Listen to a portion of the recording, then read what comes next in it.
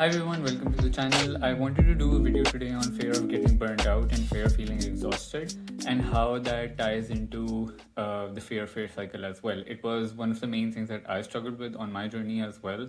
It was a huge vice. So I thought it would be helpful to share some insights from that. But before I go on, please subscribe to the channel. Let us know what topics you want us to cover. Let us know if you like these videos, and yeah, help us grow, help support us. So I think firstly I do want to mention the kinds of behaviors and the different kinds of compulsions and the beliefs that play into when you are feeling when you want to avoid feeling exhausted, or when you want to avoid feeling tired, or when you fear that you will be overwhelmed or burnt out. Because this is not like necessarily a theme on its own. I mean, it can be, but this ties into like every sort of theme. This is literally true for anyone who is going through either harm, health, sensory motor, contamination, or OCD. This is true for any OCD sufferer, because no OCD sufferer wants to feel like their nerves are getting burnt out, or they are getting saturated, or there's too much stress, it's too much work, they're getting too tired, they can't deal with it, that kind of thing. So this is true for like any kind of OCD sufferer that comes up, which is why it is a relevant topic. And again, because it ties into the fear cycle, that's why it's also relevant for, I think, any chronic anxiety sufferer that way as well. So I think the first thing that goes into it is, of course, not putting too much on your plate, or not committing to a lot of things at the same time. So you would, like, this is what I would always do. I would always want to pace myself and not do too many things in one single day. So for example, if I had to I don't know, get some paper, get something photocopied, for example, and that same day I also had to go meet some friends, and I had to drop something at a relative's place. I mean, just your regular kind of um, day. Sometimes that get your regular busy day. I would I would either like to space things out, to do like maybe just one thing a day, or maybe just like the most convenient or the most easy things in one day, and leave the slightly difficult tasks on the side. Because I would be like, no, I don't know if I can do it, because if I have to get something photocopied, I have to do it before this time, and then I have to go to my relative's place at that time and reach to dinner, and that it's too much. I don't know if I'll be able to handle it or deal with it. It's almost like you're afraid of there will be too much burden and stress on your nerves, and you want to really avoid that kind of situation, because you feel like it's really going to drain you out, and it's really going to pull you down by the end of the day. And you kind of hate that feeling as well, when you just, especially when you're suffering a lot, when you come back home and you are just completely spent and you can't even think straight. Your brain is foggy. You don't even have the energy to change your clothes, to go to bed as well. So it's kind of like you just don't want to be in that physical and mental state. So that's why you just don't want to do anything. Or the other thing is also that you don't want to put anything that would require too much effort from you as well. So that could be maybe even enrolling in a university program, or applying for a master's program, because you think it would be way too much. It's too big of a commitment. It would be too much on your plate. You won't be able to cope with it, or you won't be able to multitask, or deal with all the responsibilities that come with doing something like that, or you won't be able to discipline yourself through that big kind of commitment as well. On the flip side, what you also do is, if you commit to things, you only commit to things that are carefree and fun and light-hearted, and something that's going to make you forget your trouble. So I think I had absolutely no issues committing to hangouts, even if they were on consecutive days, that would completely make me tune out of my intrusive thoughts, or that would completely make me feel like, oh, my contamination didn't exist, because there would be certain activities or certain people around which I would feel like my contamination fears have kind of almost vanished. So in those cases, I would never avoid, or I would never say that, oh, I don't want to do that. I would always In fact, I would compulsively commit, because saying no was like, oh my god, I'm letting go of a really great opportunity to experience some joy, happiness, and um, my brain feeling some freedom, and getting a break from my intrusive thoughts. So that's where I would compulsively commit actually to those kinds of activities and situations or hangouts or people or locations at times as well, because it adds to like various kinds of like associations of people, places, objects, situations, and whatnot. So that's how I would pick and choose of where I want to be, where I don't want to be. Then it's also like avoiding challenging tasks. So you would, similarly to uh, applying for like a master's program, you also don't want to do anything that you think would like really test your abilities and your skills or your mental capacity. So for example, you would not apply for like a very high functioning kind of job or something that you would feel like is like a higher position in a company. You would want to avoid that. I was like that. I always thought that and there was, I remember it's a period of time where I thought, yeah, I don't think like a high function, like a high position in a company is for me, because, you know, I'm just a very laid back kind of person. I'm a no fuss kind of person. I'm not sure if a leadership role or like a higher position in a company really suits me. So I would want to just like, you know, settle for the bare minimum that way, job wise as well. Then skills wise, like you don't want to start learning a new skill, because even before it has begun, you already feel exhausted even thinking about it. You feel like you don't have the patience for it. You also feel like a failure even before you have started it. And just going through the process, gradual process of learning something like learning a guitar, because as OCD sufferers, we have low frustration tolerance. When we really start a task or learning something new or an activity, we feel very frustrated, and we completely just like we absolutely start hating it if it's not completed quickly or if we don't learn it quickly. So I think like I've always like grown up thinking I want to learn how to play the guitar, but when I actually started was in 2017 or 18, which was at the peak of my OCD suffering. And I think I did like two lessons or something like that, and then I gave it up. I was like, I can't do this. This is not for me. I don't have the patience for it and stuff like that. So because of having low patience and low frustration tolerance, you also give up activities very quickly that way. um, Again, a chore that is very taxing that way. So, I mean, it can be moving furniture around the house or doing like an overhaul of your wardrobe, or I don't know, changing the arrangement of things in your room, or it can be any kind of chore around the house that you think is going to be physically very taxing or physically very demanding, because you think that it's going to, again, be very draining, it's going to bring you down. And the thought process is that I'm already triggered all the time and 24/7 anxious and chronically feeling fearful. Why do I want to further exert myself and even like make myself even more tired than I am? Because I am mentally, physically, emotionally completely burnt out. Why would I just give into that and push myself even more?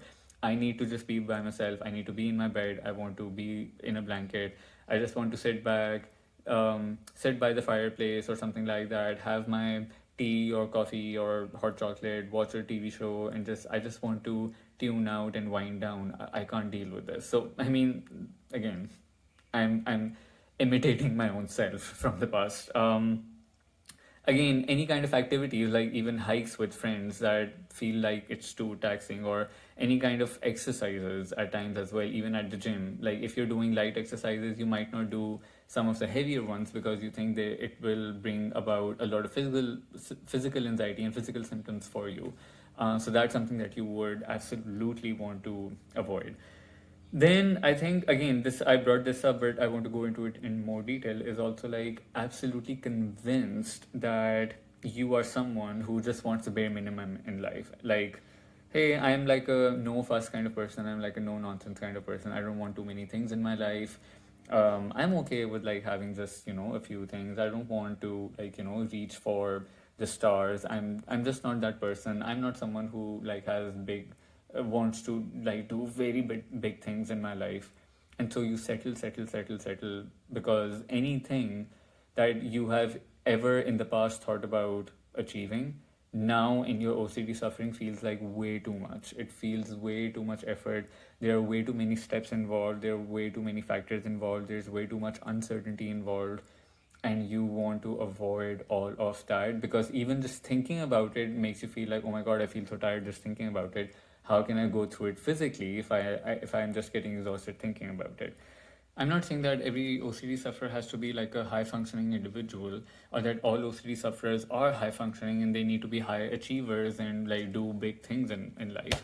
But what I'm just trying to say is that there is a huge possibility that a lot of them do want to do big things in life, and the only reason that they're not doing it is because they have a fear of being burnt out and fear of being too overwhelmed by things, right? And then the other compulsion is, which for me was a huge one, which was always taking too much me time. I always wanted to take me time, be by myself, take time to recharge, take time to recenter, take time to, just wind down myself and calm my nerves down, just reflect on the day and just, be like, oh, okay, now is the time of the day when I would want to have me time every single day because I thought it was absolutely a necessity every single day, because if I don't get me time, then I will be perpetually burnt out all the time. And that kind of feeling was where I felt like if I am burnt out every single day, I will be miserable for the rest of my life. So, and here's where the fear of fear cycle also comes in then. We start to think that if we are exhausted and if we are burnt out, we will be stuck with that feeling for the rest of our lives. That kind of deep exhaustion, that kind of absolute saturation, where you've had it up till here, it will not go down. It will not go away. And you think, and again, because you're already feeling so anxious all the time, you think, why would I want to exhaust myself even further? It's better to just take the small windows of feeling calm or just like, resting up. The little windows I get, might as well just use them up, because if I exert myself, I will be completely spent. And so we don't push ourselves, we don't do any activities because we think that it would actually exacerbate the problem. We lose all motivation and we become demotivated. We become very lethargic as well.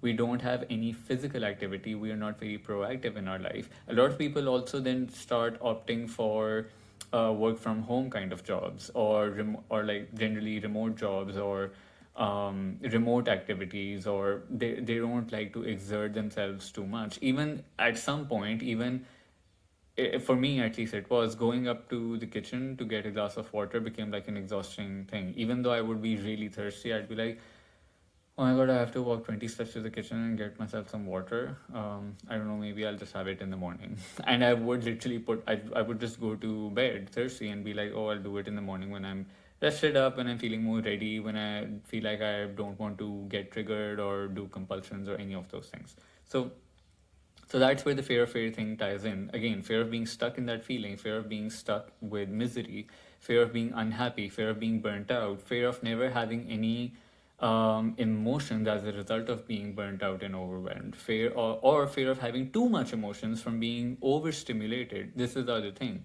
Fear of feeling overstimulated with a lot of physical sensations, a lot of emotions, a lot of thoughts, feeling like you don't want to further stimulate yourself. This, by the way, can also branch off into like a fear of not being able to have enough good sleep. And then, if I don't have enough good sleep, what if I start losing control? What if I then, as a result, harm my family? So it goes into harm OCD, or it goes into schizophrenia OCD. That if I'm too tired, what if my brain breaks and then I develop schizophrenia and then I do something to my family? Or what if my family then rejects me, or I end up in the mental hospital? And then it's also related to, goes into like your work situation. I need to not be exhausted so that I can work well at my job tomorrow, so that I can do my tasks well, so that I don't fail at my job, so that I'm not fired, so that I can still earn money. So it goes into all those kinds of offshoot fears as well here and there. Harm, sleep, losing control, schizophrenia, OCD, fear of rejection, it can latch onto any of those things as well. Even health OCD, like what if I'm so exhausted that constantly that my body develops some kind of nervous problem or some kind of like physical um, disability, or my body not functioning the right way, then and then me not having the life that I want, that kind of thing as well. Um, so yeah, and a lot of OCD sufferers, when you speak to them, you will see that they don't have the best lifestyle. They have a very laid back kind of lifestyle. It doesn't require a lot of energy. It doesn't require a lot of exertion. They just want to be by themselves. They don't want to do anything that can be too much on their system. But here's also the secret, not the secret, I mean but like here's the um, self-contradictory thing that holds true for the situation, that actually doing activities that you think will exhaust you is also the way to recovery as well. Because if you're waiting to feel rested up to do activities or do things that you kind of want to do or are being pushed to do, if you're waiting for yourself to feel calmer, rested up, completely okay, that day won't come, because you're aiming for a perfect level of being rested and feeling energized. That doesn't happen. It's the same for like trying to wait for motivation to come to you to start working on recovery. Motivation won't come to you. You will have to create motivation yourself, and at times do things while feeling demotivated, and that's where the momentum builds up, and that's where you start to create motivation for yourself, that okay, I mean, I did these things while I was feeling so demotivated. That means that I can actually do these things. I don't have to wait for motivation. Oh, actually, now I do feel motivated. I mean, it kind of works that way. So even for me, so much that I was putting off constantly. Okay, no, I don't want to go to a hangout that's like 20 minutes away. I don't want to go hiking. I don't want to do this. I don't want to do that. Like completely, like always avoiding activities that I thought would be too much for my nerves. When I started to put myself in those situations, when I actually started to do those activities and perform those actions and behaviors that I thought would exhaust me, that is where I started to break the fear cycle, and I stopped seeing it as something so daunting and something so heavy for my system. In fact, I actually started really enjoying exerting myself, because all those years of suffering from OCD, I was not exerting myself. I was not, like, my body had gotten used to just being completely complacent and lethargic and laid back, not taking up any kind of physical responsibility. And that started to also kind of get to me, because I started to feel just unhealthy in myself. I was like, why am I not? I feel the need to push myself. I feel, and I like that feeling when I exert myself, and I like that feeling in my muscles, in my body when I do that. I need to do this more. I need to feel exhausted to actually overcome the fear of exhaustion. I need to allow myself to potentially feel overwhelmed to overcome that feeling of, oh my, that fear of like, oh my god, I must not feel overwhelmed, I must not be overstimulated, that kind of thing.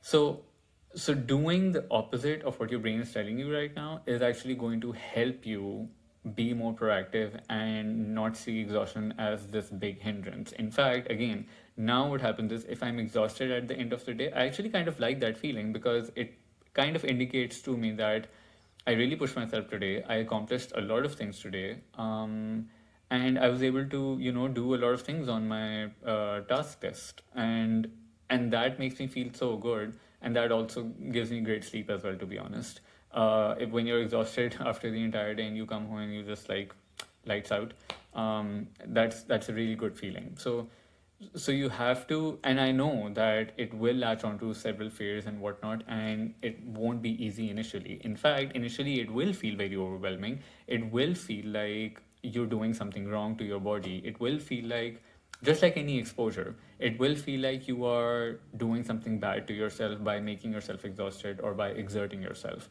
because you haven't been doing that for so long, and because in your head, in your mind, in your brain, it is embedded, the idea and the belief is embedded that this is a really bad feeling and it will lead to worse conditions for you. it will feel very scary to do these things initially, and you will not like the physical symptoms that come with it as well. You will not like the physical exhaustion, the physical anxiety, the shaking, the trembling, all those things. But the more you do it, the more you then habituate to that new way of living and to exerting yourself once again, and you can actually start to even learn to like that feeling as well. Not always, but at times. For me, like now, it's not that I love feeling tired all the time, because if I love feeling tired all the time, then I mean, I'd be like, wait, where's some rest? There has to be some balance. But it's not a catastrophic thing for me at all. In fact, like I said, there are some days that I actually really like that feeling, because it also indicates that I have been working hard. So yeah, I just wanted to explain that fear cycle, how the fear of being burnt out and the fear of being exhausted works, how you can start to very subtly put things off, avoid things, avoid tasks, not put too much on your plate, try to always be balanced, always be like, no, I want to pace myself out, I want to recenter, I want to make sure I always have me time. All these things are compulsive behaviors that feed that fear cycle of, oh my god, I don't want to feel exhausted and overwhelmed and burnt out. And it adds, and it really ties in very neatly into the fear cycle. Let me know if you liked this video. I think I talked too fast in this one, but hey, sometimes you have to cover things a lot. Otherwise, this would be a 40-minute video. But I hope this made sense. I hope you enjoyed this content. Let me know what you thought of this, and I'd be happy to answer questions under in the comments. Bye.